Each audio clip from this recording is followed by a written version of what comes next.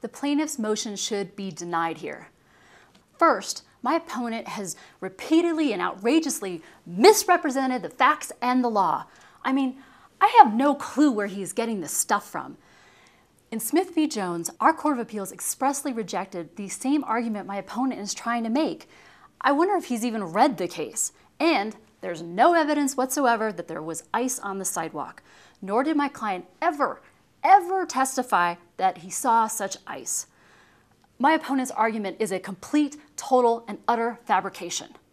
Well, counsel, what about the Supreme Court's opinion in Miller v. Waldo? The plaintiff's counsel says that case is right on point, and I have to say it's very close. What's your response? I didn't have time to read that case, Your Honor.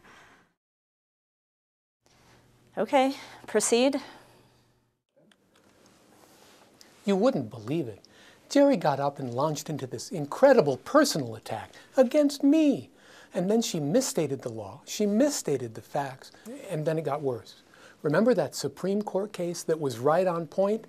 The court brought it up and Jerry hadn't even read the case. And the judge said nothing. I'm beyond being frustrated. Shouldn't the judge do something when a lawyer behaves like this?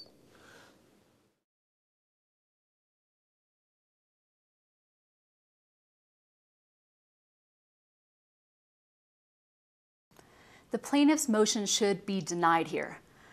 First, my opponent has repeatedly and outrageously misrepresented the facts and the law. Counsel, I need to tell you with all due respect, personal attacks in this courtroom are inappropriate and unpersuasive. Please do not attack opposing counsel and stick to the law and the facts. Please continue. Okay, well, my opponent relies on Smith v. Jones, but in that case, our Court of Appeals expressly rejected the exact same argument that my opponent is making. Well, did it really do so? This case is a slip and fall case. That case had a completely different factual scenario. And if that's the case, isn't it distinguishable?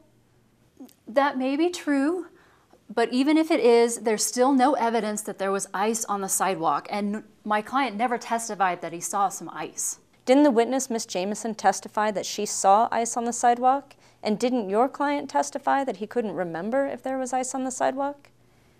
I'll defer to the transcript that we submitted. Let me ask you, counsel, what about the Supreme Court's opinion in Miller v. Waldo? The plaintiff's attorney says that case is exactly on point, and I have to say it's very close. What's your response? I didn't have time to read that case, Your Honor. I think that's unfortunate, counsel. This is a key case in their brief, and I'm somewhat surprised you haven't read it. This court expects counsel to come in here fully prepared. Let's do this. Let's assume plaintiff's counsel has correctly recited the facts and the holding of that case on page 15 of their opening brief. And if you need a moment to refresh your memory, then do so now. Assuming that recitation is correct, how is it distinguishable? Well, first of all, I would like to apologize for not having read the case. I certainly should have done that. And I thank you for the opportunity to let me address it, Your Honor.